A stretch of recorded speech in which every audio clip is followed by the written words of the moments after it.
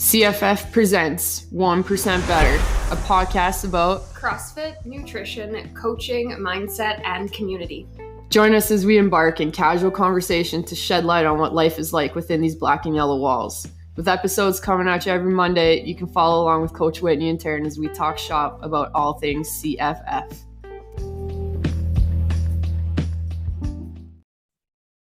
All right, today we're episode 62. I thought you were going to change how you opened our episode there. I almost did. You did. Episode 62. Today we're actually going to review, not like review, but like recap the Broadway Beatdown. Kind of coming off that high of a weekend. Have you recovered? Yeah. Just needed a day with the dog in the woods, walking around. That was an unreal weekend. It was good. It was a whirlwind. I think my favorite one. Yeah. Yeah? Mm-hmm. I think so too. I just like start to finish, like, you know, the fact that we could still run it, managed all around the restrictions and different things that were implemented the week before. And then the turnout was awesome. And I think that's why I liked it. And I think it only was like that because we were outside. Yeah. Because we had this space. Yeah. Because you wouldn't have gotten that many people inside. Restrictions, no restrictions. In years past, we've never seen that many people. Spectators. Yes. Yeah. That was my favorite part. We would have had a lot more teams, but when those restrictions came, some teams dropped out. So again, too, like, I don't know where everyone would have fit if we would have gone inside. Or like how long we would have been. Oh, I would have had to change the events for sure. Yeah. But still. Yeah, definitely one for the books. 6th year. That's pretty awesome. And there was like many times throughout the weekend where I was still calling it the throwdown. It's hard not to. Yeah. It's kind of ingrained in you. Yeah. What are some highlights from the weekend for you? Oh, my volunteers are always number one. I think there was like one moment during, I think it was maybe the third event or the second event. And I just went over to like the far corner, kind of by the dumpster, that corner. And I just stood there and watched as like a spectator, watching all the athletes like work out. And then there was a shift in between where the volunteers came out and they switched all the plates on the thrusters. I think it was that one. And the marshals were bringing people in and people were scurrying all around. I was just like, we did this, like, this is cool. And to see it run from the outside, when you take like that, like outside the box kind of perspective on it, man, it's pretty phenomenal watching it from the outside like that, you know. And we don't ever really get to think of it in that way because we're so in the middle of it, planning and organizing and executing it. And so I just kind of like just stepped out, took my organizer hat off and just watched for 5 minutes. And to be honest, like, just felt really proud standing on the sideline, watching this like well-oiled machine, just like running. Everybody's having the time of their lives. Like, just the vibe was awesome. It was a cool moment for me. And I heard a lot of feedback about that, like how smoothly things ran, how like organized it was from not just athletes or like even parents of athletes for our younger athletes, but from spectators who like had never been to an event like this, had no idea what happened. Like, they thought the way it ran was super cool. Yeah. And I thought it was interesting that one of the volunteers said to me that it was like a new volunteer, said that they volunteered at many other things within the community for many, many years. And the way that this was organized and ran was the best event that they had ever been a part of, just because of how smoothly and organized it was. That's cool. Yeah, I thought that was actually really interesting. And we had a lot of new volunteers. Yes. And the fact that it could run so smoothly and we could count on them the way we did was also a highlight for me. And I had said to somebody that like, it's, you know, we have like 40, 45, maybe 50 people in total helping us throughout the course of the weekend. And it's just like, I don't know a lot of other events that can gather that many of their customers, right? Mhm. Like these guys are our clients. There's not many people that volunteer that weren't members at the gym or involved in some way, shape, or form that could get them to give up 2 days of their entire weekend, start to finish. And like just literally because they want to be a part of something like this, fear of missing out, right? Like, well, that was the other thing. Our volunteers who only volunteered one day definitely said, like, I had FOMO because I wasn't here one day. yeah. Like, I wanted to be here. Somebody even drove past the gym extra times, like out of their way to just check in and see what was going on because they wanted to be here. And to me, that again, something else that makes me like very proud that the people feel that way and they want to be involved for those reasons. And like, that's cool. Yeah. When I started doing this 6 years ago, that was not something that was ever on my radar. And now like is one of my drives for organizing this is like to make it a great experience for the volunteers. Yeah, like literally for anybody participating, no matter how they participate. Yeah. That's cool. Other highlights? Obviously lots of the special moments that happen out on the floor. Ashley and Aaron and everyone gathering around them to rally them in to finish their workout. And there was multiple people throughout the weekend that needed that extra push of the spectators and the volunteers. And just those moments where like everyone just kind of pools around and they're yelling and cheering and like that moment is always so special. And that was some other feedback again from a non-CrossFit member, just a random spectator, somebody's husband, saying, I have never seen like an event like this or a sport like this where people are cheering each other on and they're competitors, like against each other, not from the same gym, not from the same community, but they're cheering other people on. Yeah. Like, I think that just blew their mind. Yeah. And I thought that was really interesting. Something very unique to this. And that's, I think, my favorite part is just having that happen. Like, you don't know who the person is that you're cheering on, but like you're going to cheer them on. And like for me, I purposely put myself on event 5 on the road so that I could, I know that my strength is encouraging and motivating people and, that little bit of last belief when you need it the most. And so I really enjoyed helping bring those people in with the log run. Just some of the conversations that I was having with people along the way, they may not have been conversing back with me because they were in a deep, dark place at that moment, but just sharing that moment with them when I know that they needed me in that moment. So yeah, that was another cool part. And obviously like our volunteers stepping in the way that they did, like Owen, for example, helping Cindy finish her workout when Jason went down. And like, just, it's amazing to know that behind us, we have these genuine, caring, compassionate people who just want to help others. Yeah. No matter what given circumstance. Yeah. Yeah. That's awesome. Any other highlights? The programming was awesome. A few One of your favorite years of programming? All around, like if you were to look at it all around? Yeah, probably all around. I would make a few changes. Yes. And given we had already made a few changes once the restriction announcements came out, we knew we were taking this outside.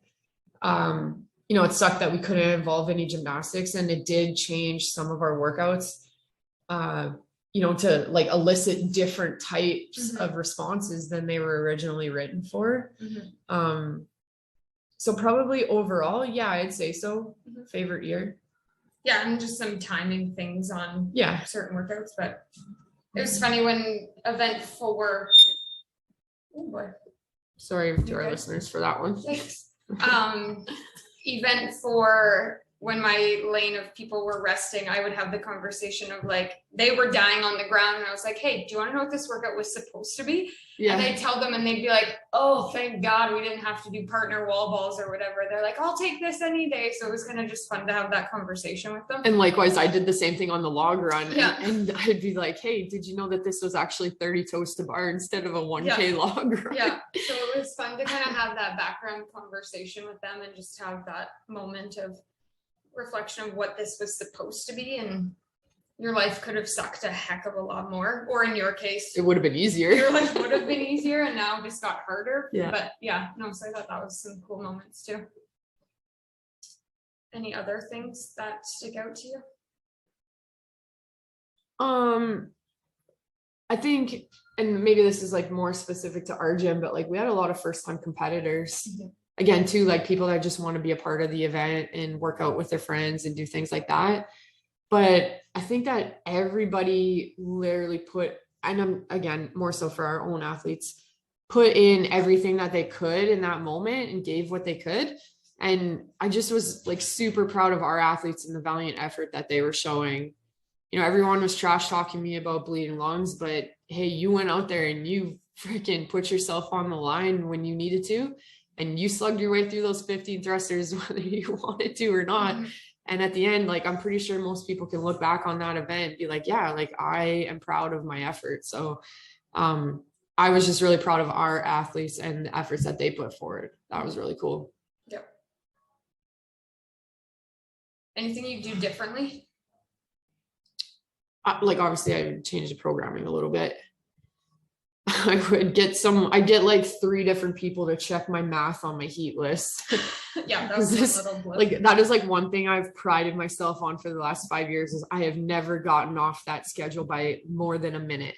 And if we did by a minute, it was because we started early on the 3, 2, 1 go on the first heat because we got excited or something. But at one point on Saturday in event 2, I think it was, I looked down and we were 10 minutes behind and I went, oh shit. And I went in like panic mode. Like, why is this happening? Did we skip a heat? Did we forget a heat on the heat list? Like, why is this happening? And I started puzzling it out. And then I noticed I literally put a 1 when I was supposed to put a 2 on the timestamp, and that messed it up by 10 minutes the whole way through for the rest of the day. And everyone's like, oh, you got to stop being so hard on yourself, blah, blah, blah. But like I've prided myself on that for 5 years and did this based on my own mistake. Like, and it was like, what was it, the day or 2 days before somebody had messaged about a day 2 error. Yeah. And we fixed that one. And it's like, you missed catching. But like, you look at this stuff for so long, yes. Because like our master spreadsheet has it's all based off that heat list, like everything, right? The equipment list and et cetera, et cetera. So like, you look at those timestamps literally thousands of times over, and it's so easy just to make that human mistake. So at the end of the day, I was like, oh shit, like, yeah, okay, it all worked out. You know, I don't even know. Like, our volunteers didn't notice because they knew exactly what they needed to do regardless. Yeah. I'm sure the athletes noticed because warm-up times and things like that, but man, it's like a little asterisk on this year. That 1 year timeline did not work. Yeah. And like, arguably too, like, it's nice that it didn't work because of a math error, not because we just randomly got behind somewhere. Yeah, exactly. And it was interesting, like, when I was talking to like the marshals and the volunteers, it's like, hey, that clock, 3, 2, 1 go starts. We don't touch it. It keeps running. So like, you cannot get behind because nobody is coming in to stop the clock to save you. It's just going to run.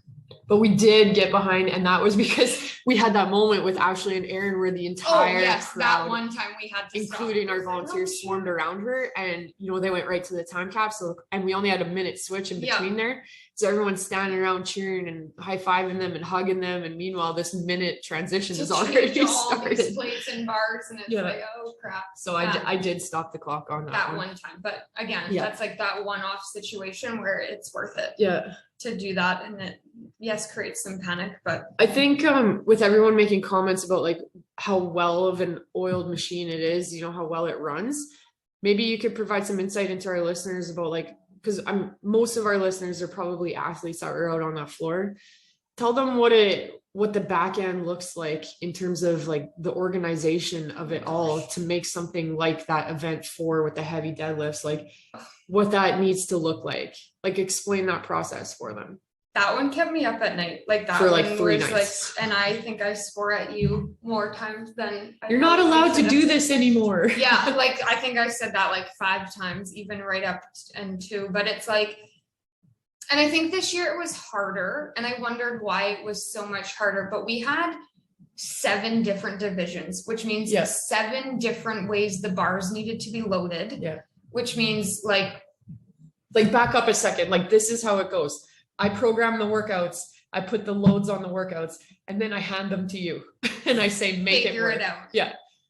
And you put 1 minute break in the workout that requires the most amount of equipment changes, and like a 2-minute break in the workout that required like 0 equipment changes. So you need to lose control over programming breaks. But so yeah, basically when the workouts are programmed, we now have to like break each event down by what equipment's needed in terms of division. So you've got your beginners, your intermediate, your RX, male, female, male, female, and just like organizing that, and then organizing where the equipment's going to go and the flow of the workout and how it's going to get to those spots.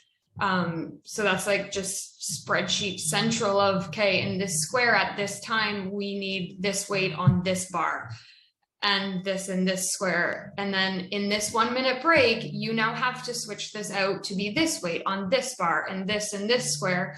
And just kind of just tracking how that goes and making sure we have enough equipment to accommodate said workout, which is why one workout had to change, because you just went ham on barbells and plates and heavy loads. And it's like, we can't do this. Like, this is impossible. So you got to make a change.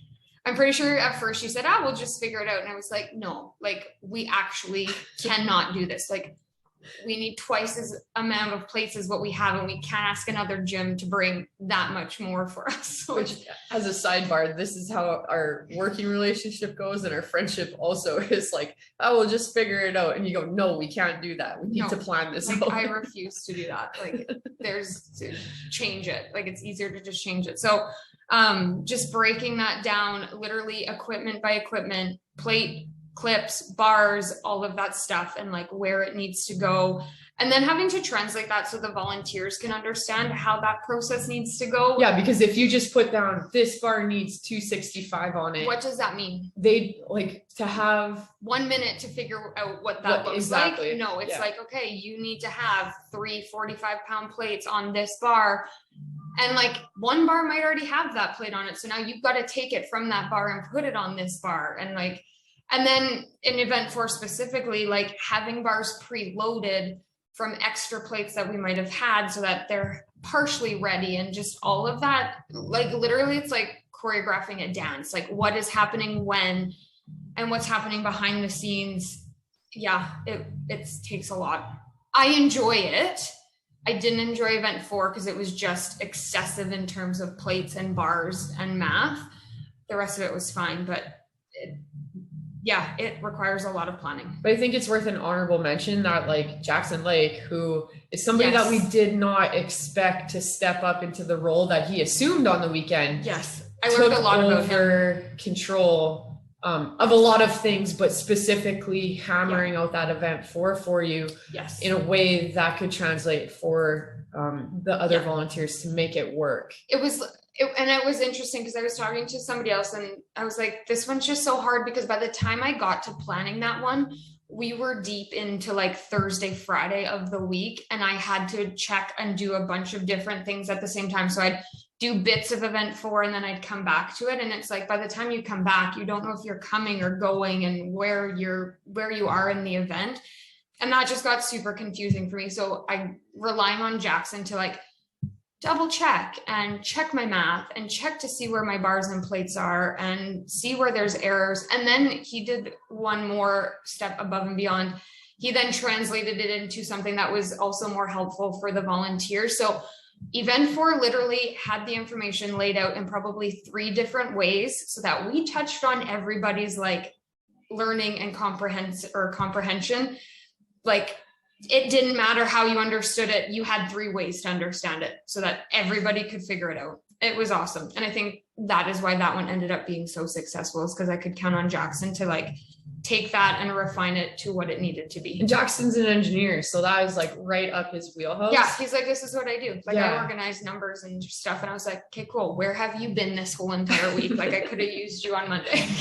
So now I know for next year to count on Jackson to kind of help organize I that. already booked him in. Excellent. Good. Well, and it was interesting because I haven't done this role before, like the organizing of equipment. So that was just a little bit different. And I haven't volunteered in that aspect either. So I didn't even know what that process looked like.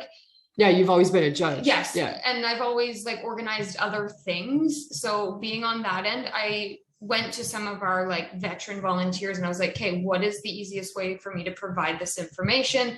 I know you've done it different ways in the past, what worked, what didn't. So doing that was super helpful. Yeah, it's a lot of moving pieces at once. Yeah. You know, like between the equipment, the marshals, me, the judges. Yeah.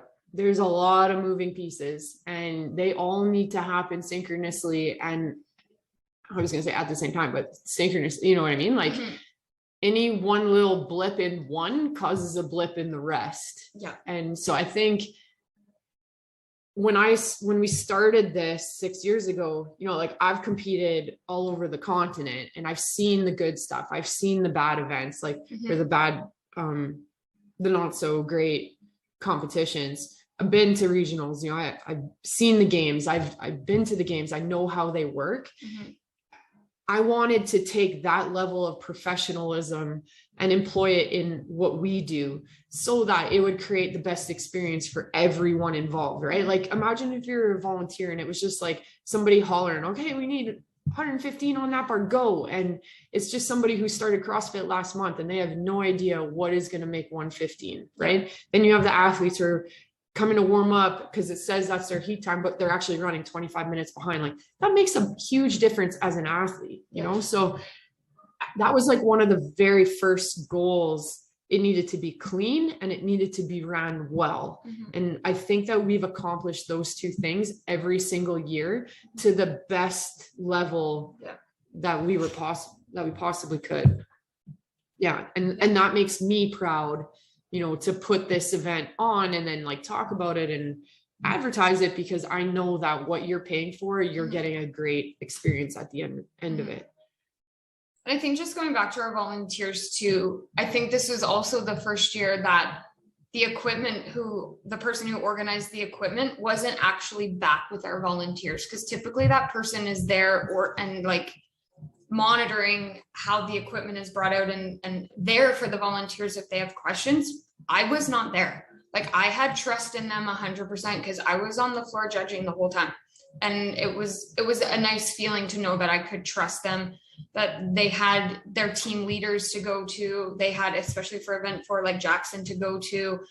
You didn't really need to, like you were there, but like they kind of had they yelled at me. Like I tried to help. And that's, I know that I'm faster at ripping a bar, like the plates off a bar. So I jumped in at one time and you're in the way. And then they yelled at me and I was like, okay. And I went back and I was like, okay, I just need to stop micromanaging this. Like I trust you guys. Yeah. You guys know exactly what you're doing. It's nice to have that trust in them. It really is. Like it was hard, like leading up, I was like, okay, I'm not sure. Like I'm not going to be here for them to ask questions or to monitor. But once you get in the moment and that option is taken away from you, it's people figure it out. And they did. Yeah. Yep. It was good. I actually really like judging. Like I got to judge a couple of heats and man, I was like into it. It's fun. It's really fun. It was hot. It was very hot. You guys did a great job standing outside. It's stuck that you guys were out there for the entire time. Got warm. Figured the guy from Chile is the only one that came prepared with his big bucket hat. Yeah, that was smart. Yeah, because I was so into it, especially on the final. There was like one heat where you and I were right neck and neck, and we looked at each other. And I started. I said to my guys, we're right neck and neck. Like, let's get going. And you guys were. I started like coaching them through because I wanted them to win. You beat us. That is for sure. Yeah, that was so fun. Yeah. Our MCs. Oh, the MCs were amazing. Were a big highlight for me. I love Tyler. Tyler's such a good dude. And like this is something he's been doing a lot more since he stopped competing. Or well, I don't know if he stopped competing, but like has definitely assumed this role in more local competitions. So I knew that we wanted him in here. So I'm grateful that, you know, he drove all the way from Saskatoon to be a part of this.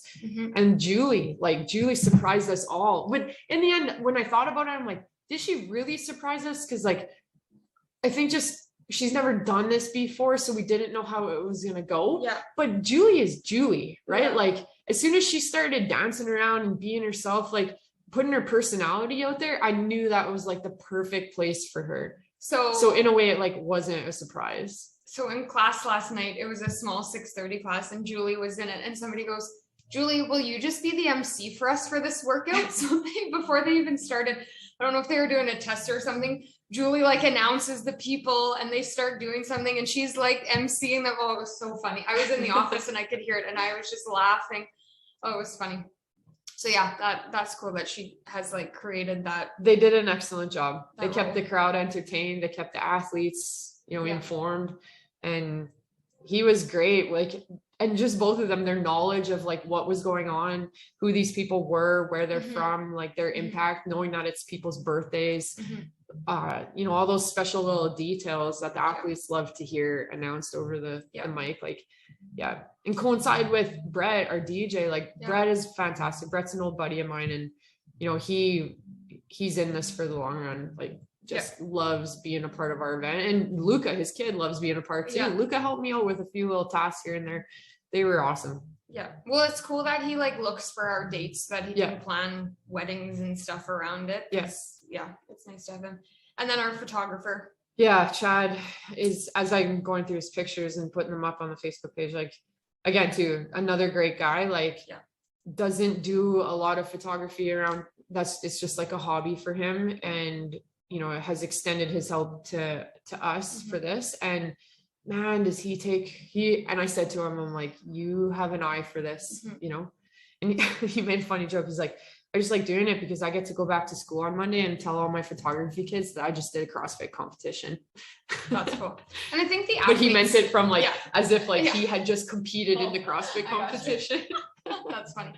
I think the athletes truly appreciate that. And I think that's something that like we've created that they look forward to. Like they know they're going to come to this competition, get good workouts in, get a great experience, but then like this takeaway that they get to keep those moments. Pictures that are so awesome. And like that is always something that I've enjoyed from and I still go through my pictures now, and like I know those moments, I know those memories, and I'll keep those pictures forever, just the way that I know a lot of these people will too. It's just you're so proud of what you're doing and you don't really get to reflect about that in the moment. So then when you get to see the pictures after and how great they are, that's stuff that you want to keep for a long time.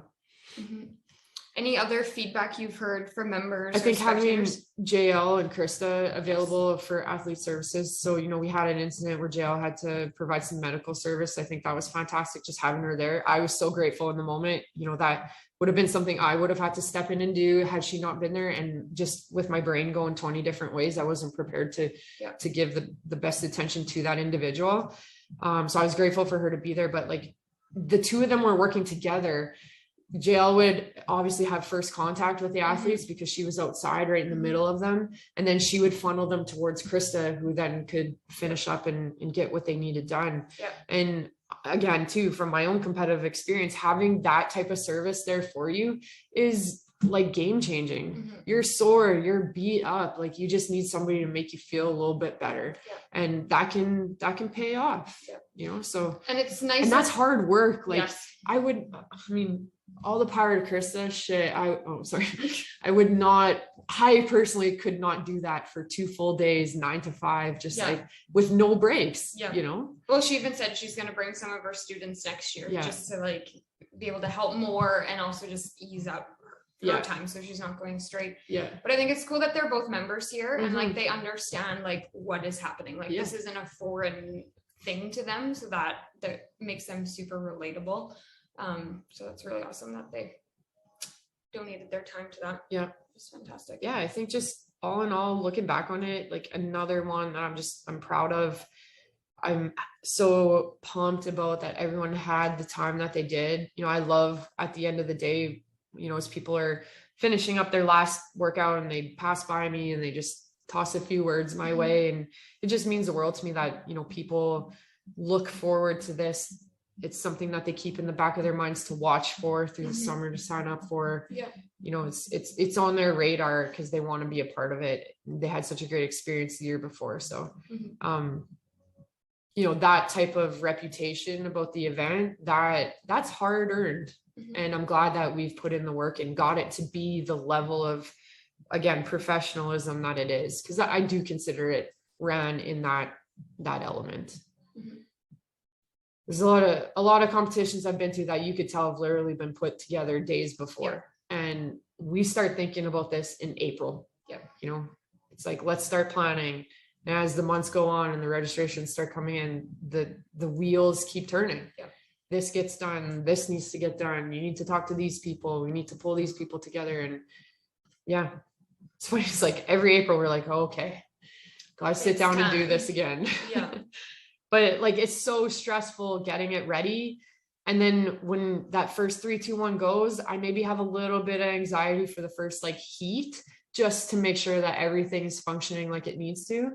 But come day 2, like that 3, 2, 1 go, it's just like, all right, like, let's do this. Like, this is day 2. It's awesome. It's going to be over today and everyone's going to have a great freaking time. And then it's over. And like the most important part, which was, I would say, is the easiest part this year with it being outside, is the cleanup and the put the gym back together. That was like so what used to happen before was when it's inside, we have to empty the gym completely of all the equipment and everything in the gym just so to clear space for everybody. And it would sit in a trailer in the parking lot type of thing. And now with it outside, we didn't have to do that. We had to move some stuff around to make it more easily accessible. But like, we put the gym back together in like 90 minutes, I think. We were out the door in an hour and a half after the last. And like cleaned. Like ready to go for Monday morning. And like. That was probably my favorite part. And that moment after, you know, when it's kind of the empty parking lot and you're like, okay, I can take a deep breath now and just, it's over. Like, we did that. I just kept saying that to myself. I was like, we did that. Like, we did this. It was unreal. Yeah. That was cool. We're both like sitting here. Literally a whirlwind though. Like, honestly. It happens so fast and you don't get to reflect on any of this in the moment, right? Like, even Monday, Tuesday, 2 days later, you're still not ready to think about it. Like, this is probably the most I've talked about it. Me too, aside from like people who weren't around this weekend asking about it. But it's like, cool. All right. I think like listener questions or comments, thoughts, I'm just going to leave this one open. And just, if you were a competitor or volunteer, or just even a spectator, and you've got some feedback, whether it's good, bad, neutral, whatever, like, we just want to hear your thoughts on what you observed, what you were a part of, like what your overall experience was like. Send that our way, whether you Facebook it or email or text us. As always, follow our socials. So Facebook, Instagram, Twitter, and we'll catch you next year at the Broadway Beatdown. Next year at the Broadway Beatdown for the 7th edition. Oh my gosh. I wonder what the unknown object will be next year. We didn't even talk about that on. That was cool though. It was cool. The log. Time to start thinking about next year. All right. Episode 62. Recapping the Broadway Beatdown. Thanks for listening.